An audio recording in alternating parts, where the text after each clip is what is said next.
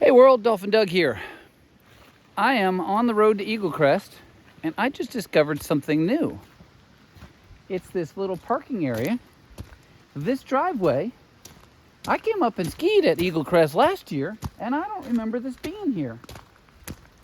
Now, somebody who's driving a blue Focus knows about this thing, but there's something going on. I don't mean to be. I'm kind of excited because when you've lived here for 25 years and you don't see new stuff very often, the question is, who spent all this crazy amount of money, Trail Mix did, to put in this access? This is Emerson Spur Trail, constructed by Trail Mix Volunteer Crew, 2018 to 2020. It says Emerson Trail, Treadwell Ditch Trail, 1/2 mile. Okay. This is beautiful, as it should be. Doesn't make sense to you. Maybe you're in the wrong place. This is the Emerson Trail. I don't know why. Treadwell Ditch is cool. See, this is all mining country. Any tree they could cut down, they cut down. Any water that they could get to run water mills 120 years ago, they trapped, and Treadwell was a huge ditch project to take the water that flows down North Douglas in this valley. I don't know what this valley's called, but they stuck it up on a ditch on the side of this hill, and it runs all the way around the end of these mountains and back the other way. So you see these logs here? You see this muskeg here? This is what, this goo, this is what you deal with when you try to build stuff in Alaska. These logs, crosswise to the trail. It's an old-fashioned technique to get a trail across stuff like that. It's called a corrugated highway. It's how they built the Alaskan highway when they needed to do it during World War II because they thought the Japanese were going to take over Alaska maybe. You lay the logs across. The Alaska highway, they lay them parallel and then they lay them across, because the thing is, when the logs sink into the muck, which they inevitably do, you just lay another strip on top. It doesn't work very well. It just is better than the alternative. So look at this place. The highway is right there.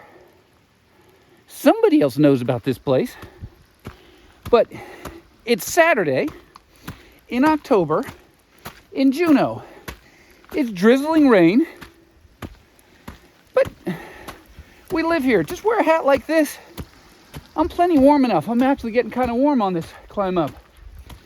If you come to Juneau, on a day like today in the middle of the summer, you could take this trail and you probably wouldn't even find a car parked down at the base of it. We have lots of trails to hike. This is a silly little trail. It doesn't make sense. But it connects us up to the Treadwell Ditch, which does. You can run along that Treadwell Ditch for miles. The challenge is getting to and from there. Now this can use a culvert, but the brilliance of good trail design in Alaska is getting the stinking water away from the trail. If instead that water ran down this side of the trail, it would rut this thing out in no time at all. Do we mind that little ditch? Not at all. Yeah, this is a woods. I used to live about 2 miles away from here. Ain't that cool? If I was thirsty, I'd likely drink. We've got beaver fever up here a little bit. You can see, and I'm assuming this has nothing to do with the trail, but you got this organic muck layer down to dirt. Then you got all these rocks. This stuff was all glaciated not that long ago. that organic muck piles up because it never gets warm enough for the microbes, warm or dry enough for the microbes in the soil to biologically convert that back to carbon dioxide.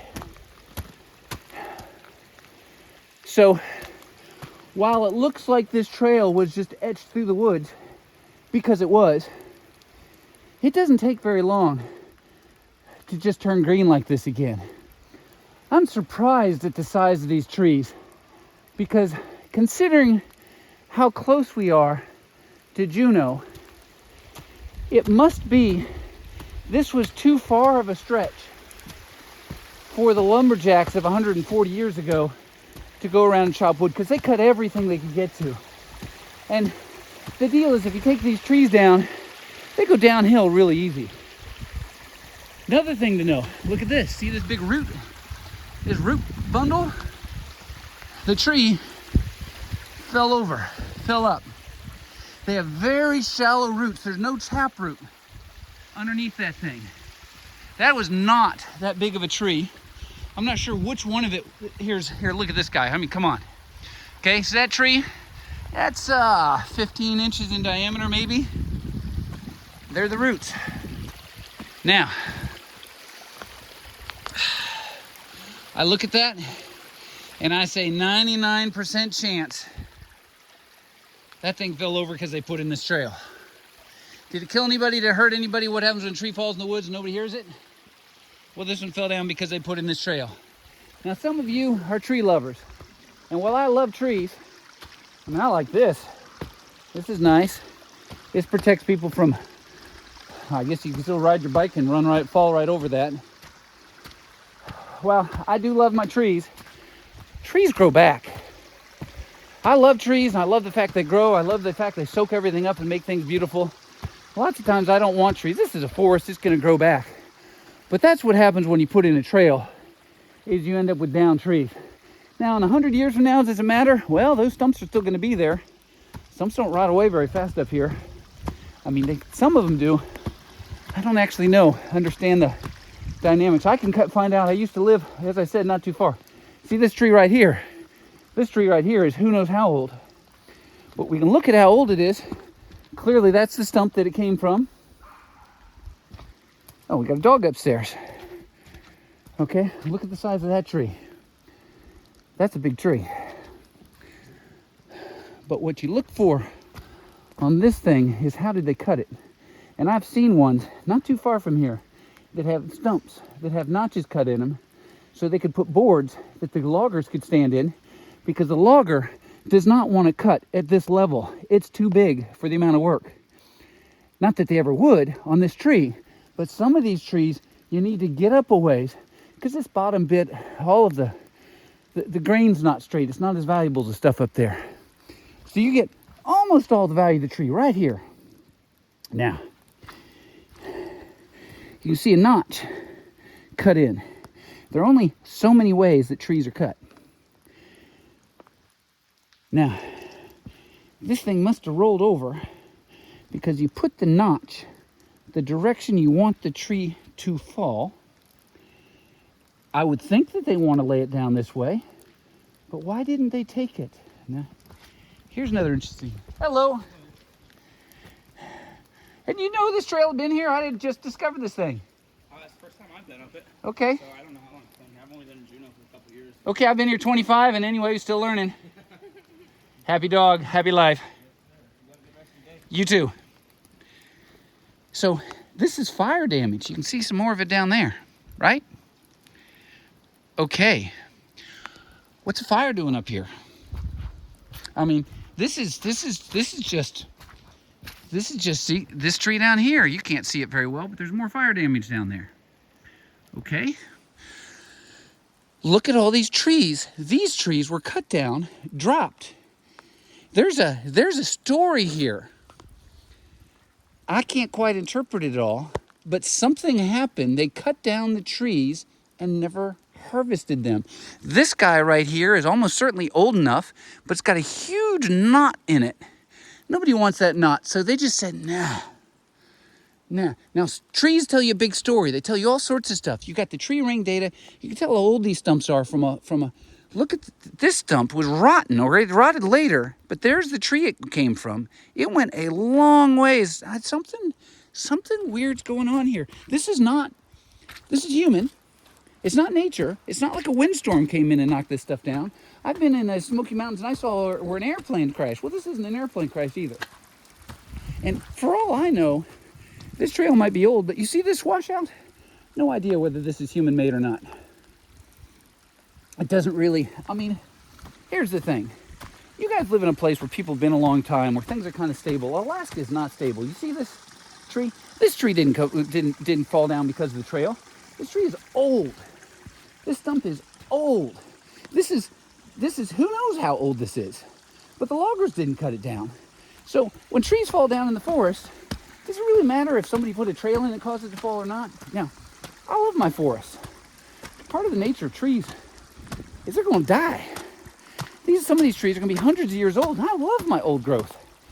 Up in the tops of these things, you know what you have up there? 30 seconds. 2 things that are cool. 2 things that live up there. Let's see if you can name either one of them. Put it in the comments if you can think what it might be. It's not an eagle, although they might be nesting up there. I'm sure there are occasional eagle nests. Now, I'm not talking about eagles. Okay, what else could be up there? Pixie sprites. Is this a magical forest? It ain't bad. I didn't expect to spend this much time. Look at this. This is Trail Mix, a local outfit. If you've got a kid that needs something to do in the summertime, have them come up here and do Trail Mix. I love the way they just put these 2 logs. The whole deal is when it pours rain. A lot of that rain gets soaked up by this sphagnum moss, all of this stuff. But if it gets running, it's going to try to rip this trail out right here. And those logs are doing everything they can to keep that from being a big deal. Now here, this tree definitely got cut down by the guys. Somebody. Who the heck knows who cut that down? Why did they cut it down if they built their forest around it? I have no idea. Now you guys all know you can age trees by looking at the growth rings. This guy, it's about 10 years, 20, 30, 40, 50, 60. I'd say this is about an 80-year-old tree. Maybe it's 100. You can't tell from the size of the tree how old they're going to be. You see these lines? That's about 10 years, 20, 30, 40, 50, 60, 70, 80, 90, maybe a 90-year-old tree. So that implies that this area was logged. This area was logged when the, jeez, look at that size of that big boy up there. Oh, it's about 150 feet tall. Yeah, I love this dead one right here because that's where your woodpeckers and all sorts of good critters live. And it's going to fall down, but as long as you're not here in a rainstorm, who cares? So, up in the top of these trees, and I'm not going to go to the end of this trail, okay? If you want to come to Juneau, this is Emerson Spur Trail up to the Treadwell Ditch. But here's the deal. 2 things that live on top of these trees. Marbled murrelets. If you know anything about Pacific Northwest nature, marbled murrelets are like passenger pigeons. There used to be a lot of them. There aren't very many because they live in old growth. And while this may not be old growth, it looks big enough to me. And they don't do well when a predator finds out about their nest. They hide them all over the place. They need lots of woods because if the density gets too high, then a predator, probably a raven, figures out how to find the nest and they're toast. Little marble murrelet chicks and eggs can't do anything against that thing. We have lots of marbled murrelets in Alaska. They are not endangered up here. They're lovely little tiny birds about the size of my hand that you can see out feeding on the ocean. They fly out like a beeline, out and feed, and they particularly fly home in a straight line so they can triangulate the researchers with they put little sensors, little beacons on the birds, and they can find out where the nests are. The only problem is the birds are so small, even with modern technology. Last I heard, they had 100% of the marbled murrelets that had trackers put on them. They catch them in the ocean, I believe. 100% failed to hatch young. The transponders are stuck to their feathers and fall off when they molt. But it's just enough of a weight or resistance. Either that or marbled murrelets are really having a hard time having reproduction. So there is that. Studying things sometimes kill them. But the other thing that lives up in these trees, flying friggin' squirrels. I've never seen one. I was born and raised in Gainesville, Florida. My brother's down there now. He was born and raised in Gainesville, Florida. We lived there until we went off to college, and we went back all the time. My dad's a scientist. He's a botanist, he was, in Florida, for the University of Florida. We're surrounded by people that know stuff. We love critters. My whole family does. We love nature. Only about 3 years ago, maybe it's 5 years ago, I can't remember precisely, my brother says there are flying squirrels all over my subdivision that I grew up in and know intimately. They live up in the tops of the trees, and they only come out at night. And if you know what they sound like and you go for a walk in the evening, you will hear them, which is cool. There are flying squirrels here. I don't know what they even sound like, but I know they live here. I've heard it from scientists that they're here. This is their native habitat. So come on up and come look for flying squirrels. I don't think you'll see any, but if you can learn what they sound like, it's one more critter you can put in your, what should we call it? Your what's it called? Dream box? What's it called? The, you know what I mean. That thing that you want to do, that check box that you say, I'm going to do this before I die. So here we go. Emerson Lake Trail. Here you go. I don't know why my auto focus lock is on, but I hope you've had a good show. This is what it's like. This is what life is like. Bring a dog. What a joyous place to have a dog. Good news, bad news. I absolutely agree with that. I've got dogs at home, but none of my dogs at this present time are built and enjoyed and wired for a walk or close enough to me. I lost my dog a week ago. A long, beloved life. Good old Carmel. Anyway, bring your dog and let me pet him and I'll be happy. Look at that. Look at that. Now, is that not magnificent? Get my autofocus stinking lock off. There we go. Yeah. Can you eat those? I bet you can, but I'm not going to try. Have a whale of a day. Stay warm and dry, and I hope you have extra tufts.